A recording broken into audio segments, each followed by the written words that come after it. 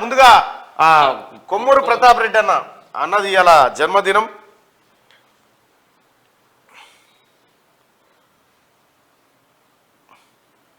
ఎక్కడ ఉన్నాడో, ఏ గుడిలో ఉన్నాడో మరి.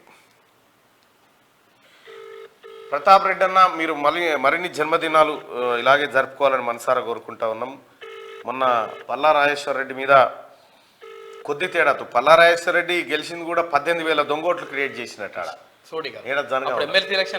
ఎమ్మెల్సీ ఎన్నికలు 17,000 దొంగోట్లు. అన్నా నమస్తే, జన్మదిన శుభాకాంక్షలు. మీరు నాతో పాటు లైవ్ లో ఉన్నారు. మీరు మరిన్ని జన్మదినాలు ఇలాగే జరుపుకోవాలి, ప్రజలకు ఎల్లప్పుడూ అందుబాటులో ఉండాలి. మీకు కొమిరెల్లి మల్లన్న ఆశీస్సులు దండిగా ఉండాలని కోరుకుంటున్నాం అన్న. ఏమని చెప్తారా ప్రజలకు ముక్క? ఏం లేదు, ప్రజలకు ఈ దొంగ ఎమ్మెల్యేలతో జాగ్రత్తగా ఉండాలి. జనగామ ఎమ్మెల్యే 27,000 ఓట్లు బోగస్ ఓట్లు సెప్టెంబర్, అక్టోబర్, నవంబర్ లో ఎంటర్ చేసాడు. మొత్తం రికార్డు దొరికిందన్న. ఇప్పుడు దొరికిందా?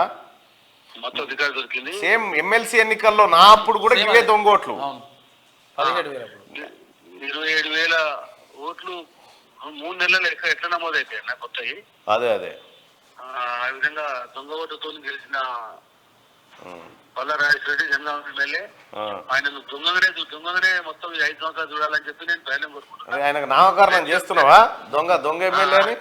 100% దొంగ ఎమ్మెల్యే పల్లా రాజేశ్వర రెడ్డి.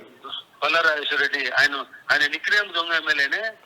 ఎక్కడికి పోయినా కానీ దొంగ ఎమ్మెల్యే వచ్చిందని చెప్పి ఆయనకు పిలవాలి.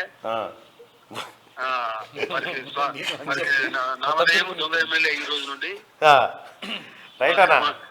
మన ప్రేక్షకులందరూ కూడా నూతన సంవత్సర శుభాకాంక్షలు తెలియజేయండి. థ్యాంక్ యూ అన్న. మీకు, మీ కుటుంబానికి, మీ అభిమానులందరికీ కూడా ధన్యవాదాలు.